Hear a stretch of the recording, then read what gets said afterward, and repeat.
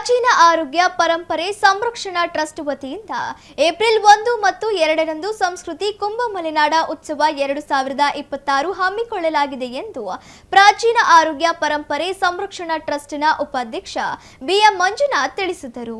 ಸುದ್ದಿಗೋಷ್ಠಿಯಲ್ಲಿ ಮಾತನಾಡಿದ ಅವರು, ಉತ್ತರ ಕನ್ನಡ ಜಿಲ್ಲೆಯ ಹೊನ್ನಾವರ ತಾಲೂಕಿನ ಗೇರುಸೊಪ್ಪದ ಶ್ರೀ ಕ್ಷೇತ್ರ ಬಂಗಾರಮಕ್ಕಿಯಲ್ಲಿ ನಡೆಯುವ ಕಾರ್ಯಕ್ರಮದಲ್ಲಿ ಏಪ್ರಿಲ್ 1ರಂದು 2000 ನುರಿತ ನಾಟಿ ಪಾರಂಪರಿಕ ವೈದ್ಯರು ಭಾಗವಹಿಸಲಿದ್ದು, ಪ್ರಾಚೀನ ಆರೋಗ್ಯ ಪರಂಪರಾ ವೈದ್ಯ ಸಂಗಮ ಹಾಗೂ ವೈದ್ಯ ಸಮ್ಮೇಳನ ನಡೆಯಲಿದೆ ಎಂದರು. ಏಪ್ರಿಲ್ 2ರಂದು ಬೃಹತ್ ಉಚಿತ ಆರೋಗ್ಯ ತಪಾಸಣೆ ಮತ್ತು ಔಷಧಿ ವಿತರಣೆ ಕಾರ್ಯಕ್ರಮ ನಡೆಸಲಾಗುವುದು. ಜೊತೆಗೆ ಈ ಕಾರ್ಯಕ್ರಮಕ್ಕೆ ಹೆಚ್ಚಿನ ಸಂಖ್ಯೆಯಲ್ಲಿ ಸಾರ್ವಜನಿಕರು ಆಗಮಿಸಿ ಕಾರ್ಯಕ್ರಮದ ಪ್ರಯೋಜನ ಪಡೆದುಕೊಳ್ಳಬೇಕು ಎಂದರು. ಸರ್, ಇದು ಏನು ಉದ್ದೇಶಕ್ಕೋಸ್ಕರ ಏನು ಸಂಸ್ಥೆ ಸ್ಟಾರ್ಟ್ ಆಗಿದ್ದು, ಯಾವ ಇದಕ್ಕೋಸ್ಕರ ಈ ಒಂದು ಸಂಘಟಿತ ಆಗಿ ಟ್ರಸ್ಟ್ ಮಾಡಿದ್ದೀರಾ? ಅದು ಸರ್, ಇದು ಪ್ರಾಚೀನ ಪರಂಪರೆ ಸಂರಕ್ಷಣಾ ಸಂಸ್ಥೆ. ಇದು ನೋಂದಾಯಿತ ಸಂಸ್ಥೆ ಆಗಿದ್ದು, ನಾನು ಆ ಸಂಸ್ಥೆಯಲ್ಲಿ ಮ್ಯಾನೇಜಿಂಗ್ ಟ್ರಸ್ಟಿಯಾಗಿ ನಾನು ಕಾರ್ಯನಿರ್ವಹಿಸ್ತಾ ಇದ್ದೀನಿ. ನಾನು ವೃತ್ತಿಯಲ್ಲಿ ವಕೀಲನಾಗಿದ್ದು, ನಾನು ವಕೀಲ ವೃತ್ತಿಯನ್ನು ಪ್ರಾರಂಭಿಸ್ಕೊಂಡು ಬೆಂಗಳೂರಿನಲ್ಲಿ ನಮ್ಮ ಸಾದಿಕ್ ಅವರ ಪರಿಚಯ ಆದ ನಂತರ ಈ ಪಾರಂಪರಿಕ ವೈದ್ಯರನ್ನ ಅವ್ರದ್ದೊಂದು ಪರಂಪರೆನ ಉಳಿಸಬೇಕು, ಅವ್ರಿಗೊಂದು ಸರ್ಕಾರದಿಂದ ಒಂದು ಮಾನ್ಯತೆ ಕೊಡಿಸ್ಬೇಕು, ಮೊನ್ನೆ ಇನ್ನೂ ಇತರೆ ಯಾವುದೇ ಲೀಗಲ್ ಇಶ್ಯೂಸ್ ಏನೇ ಇದ್ದರೂ ನೀವು ನೋಡ್ಕೊಳ್ಬೇಕಂತ ಹೇಳಿ ಅವ್ರು ನನಗೆ ಮನವಿ ಮಾಡ್ಕೊಂಡಿದ್ರು. ಆ ಮನವಿ ಮೇರೆಗೆ ನಾನು ಈ ಸಂಸ್ಥೆಯಲ್ಲಿ ಮ್ಯಾನೇಜಿಂಗ್ ಟ್ರಸ್ಟಿ ಆಗಿದ್ದೀನಿ. ಈಗ ಕಾನೂನು ಪ್ರಕಾರ ಇದಕ್ಕೆ ಮಾನ್ಯತೆ ಸಿಗುತ್ತಾ ಸರ್? ಸಿಗಬೇಕು ಅಂತ ನಾವು ಹೋರಾಟ ಮಾಡ್ತಾ ಇದ್ದೀವಿ. ಮತ್ತು ಸಂಬಂಧಿತ ಇಲಾಖೆಗಳಿಗೆ ನಾವು ರೆಪ್ರೆಸೆಂಟೇಷನ್ಸ್ ಕೊಡ್ತಾ ಇದ್ದೀವಿ, ಮನವಿಗಳು ಕೊಡ್ತಾ ಇದ್ದೀವಿ. ಆ ಮನವಿ ಮೇರೆಗೆ ಅವ್ರು ನಮ್ಗೆ ಸ್ಪಂದಿಸ್ತಾರ ನೋಡಬೇಕು. ಒಂದು ಸ್ಪಂದಿಸಿದೆ ಆದರೆ ನಮ್ಮ ಕಂಪ್ನಿಗೆ ಅಂದರೆ ನಮ್ಮ ಸಂಸ್ಥೆಗೆ ಮಾನ್ಯತೆ ಸಿಕ್ಕಂಗೆ ಆಗ್ತದೆ. ಒಂದು ವೇಳೆ ಅವರು ನಿರಾಕರಿಸಿದ ಪಕ್ಷದಲ್ಲಿ ನಾವು ಕಾನೂನು ಕದ ತಟ್ಟಿ ನ್ಯಾಯಾಲಯದ ಮುಖಾಂತರ ನಾವು ಒಂದು ಪರ್ಮಿಷನ್ ಸಿಕ್ಕಿ ಸರ್ಕಾರದ ಒಂದು ಕದ ತಟ್ಟುವಂಥ ಕೆಲಸ ನಾವು ಮಾಡ್ತೀವಿ. ಅಂದರೆ ಇಲ್ಲಿ ವೈದ್ಯರಾಗಿ ಟ್ರೈನಿಂಗು ಆ ಥರ ಎಲ್ಲ ಮಾಡಿದವ್ರಿಗೆ ಮಾನ್ಯತೆ ಪತ್ರ ಆ ಥರನ ನಿಮ್ಮ ಆ ಥರ ಎಲ್ಲ ಕೊಡ್ತೀವಿ. ಯಾರು ಪಾರಂಪರಿಕವಾಗಿ ಅವರು ಪ್ರಾಕ್ಟೀಸ್ ಮಾಡ್ಕೊಂಡು ಬಂದಿರ್ತಾರೋ, ವೈದ್ಯ ಪರಂಪರೆಯನ್ನು ಉಳಿಸ್ಕೊಂಡು ಯಾರು ಪ್ರಾಕ್ಟೀಸ್ ಮಾಡ್ತಾ ಇರ್ತಾರೋ, ನಮ್ಮ ಸಂಸ್ಥೆಗೆ ನಮ್ಮ ಟ್ರಸ್ಟಿಗೆ ಬಂದು ರಿಜಿಸ್ಟರ್ ಮಾಡಿಕೊಂಡು ನಮ್ಮ ಸಂಸ್ಥೆಯಲ್ಲಿ ಅವರು ಪಾಂಡಿತ್ಯವನ್ನು ಪಡ್ಕೊಂಡ್ರೆ, ಅಂದರೆ ಇಲ್ಲಿ ಕೋರ್ಸ್ನ ಪಡ್ಕೊಂಡ ನಂತರ ನಮ್ಮ ಸಂಸ್ಥೆ ವತಿಯಿಂದ ಅವರಿಗೆ ಒಂದು ಸರ್ಟಿಫಿಕೇಶನ್ ಕೊಡುವಂಥ ವ್ಯವಸ್ಥೆ ನಾವು ಮಾಡ್ತಿದ್ವಿ. ನಿಮ್ಮ ಹೆಸರು ಸರ್? ನಮಸ್ತೆ, ನಾನು ಲಕ್ಷ್ಮೀನಾರಾಯಣ್ ಅಂತ ಈ ನಮ್ಮ ASTP ಸಂಸ್ಥೆಯಲ್ಲಿ ಖಜಾನ್ಸಿಯಾಗಿ ಕಾರ್ಯನಿರ್ವಹಿಸ್ತಾ ಇದ್ದೀನಿ.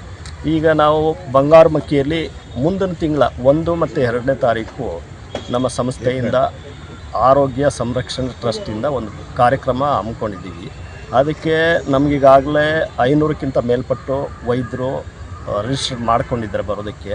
ಇನ್ನೂ ನಾವು ಹೆಚ್ಚಿನ ಸಂಖ್ಯೆಯಲ್ಲಿ ವೈದ್ಯರು ಬಂದು ಸೇರಲಿ ಮತ್ತು ನಮ್ಮಲ್ಲಿರುವಂಥ ಜ್ಞಾನನ ಮತ್ತು ಇದನ್ನು ಎಲ್ಲ ಹಂಚಿಕೊಂಡು ನಮ್ಮ ರಾಜ್ಯ ಏನಿದೆ ಕರ್ನಾಟಕ ರಾಜ್ಯದ ಪ್ರತಿ ವೈದ್ಯರು ಒಂದು ವೇದಿಕೆಯ ಮೇಲೆ ಬಂದು ಒಂದು ನಮ್ಮ ಕಷ್ಟ ಸುಖಗಳನ್ನ ಸರ್ಕಾರದ ಕಡೆಯಿಂದ ಮತ್ತು ಪ್ರತಿಯೊಂದು ನಮಗೆ ಏನೇನು ಸವಲತ್ತು ಸಿಗಬೇಕು ಅದನ್ನೆಲ್ಲ ನಾವು ಕೇಳಿ ಪಡ್ಕೊಳ್ಳೋದಕ್ಕೆ ಅಂತ ನಾವು ಇದನ್ನು ಮಾಡ್ತಾ ಇದ್ದೀವಿ.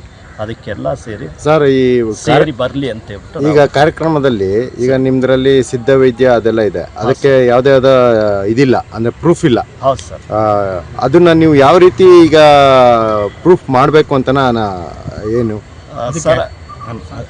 ಅದಕ್ಕೆ ಈಗ ಭಾಳಷ್ಟು ಪ್ರಾಚೀನ ವೈದ್ಯ ಕಲೆಗಳಿದ್ದಾವೆ, ಅವಕ್ಕೆಲ್ಲ ನಾವು ಮಾನ್ಯತೆ ಕೊಡಿಸ್ಬೇಕು ಅಂತ ಸರ್ಕಾರದ ಮುಂದೆ ತರಬೇಕು ಅನ್ನೋ ಆಶಯ ಇದೆ. ಹಾಗಾಗಿ ನಾವು ಪ್ರಾಚೀನ ಆರೋಗ್ಯ ಪರಂಪರೆ ಶಿಕ್ಷಣ ತರಬೇತಿ ಸಂಶೋಧನೆ ಅಂತ ಒಂದು ಸರ್ಕಾರದ ಮುಂದೆ ಒಂದು ಪ್ರಾಜೆಕ್ಟ್ ಇಟ್ಟಿದ್ದೀವಿ.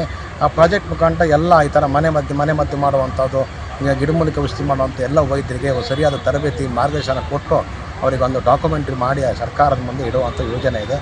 ಹಾಗಾಗಿ ಅದನ್ನು ಒಂದು ಒಳ್ಳೆ ಥರದಲ್ಲಿ ಒಂದು ಹಾದಿಗೆ ತರುವಂಥ ಪ್ರಯತ್ನ ಮಾಡ್ತಾ ಇದ್ದೀವಿ. ಹೇಳಿ. ಎಲ್ರಿಗೂ ನಮಸ್ಕಾರ. ಪ್ರಾಚೀನ ಆರೋಗ್ಯ ಪರಂಪರೆ ಸಂರಕ್ಷಣಾ ಸಂಸ್ಥೆಯಿಂದ ನಾವು ಬಂಗಾರಮಕ್ಕಿಯಲ್ಲಿ ಏಪ್ರಿಲ್ 1 ಪ್ರಾಚೀನ ಆರೋಗ್ಯ ಪರಂಪರಾ ವೈದ್ಯ ಸಂಗಮ ಅಂತ ಕಾರ್ಯಕ್ರಮ ಹಮ್ಮಿಕೊಂಡಿದ್ದೀವಿ. ಈ ಕಾರ್ಯಕ್ರಮಕ್ಕೆ ರಾಜ್ಯಾದ್ಯಂತ 500ಕ್ಕೂ ಹೆಚ್ಚು ಜನ ವೈದ್ಯರು ಬರ್ತಾಯಿದ್ದಾರೆ.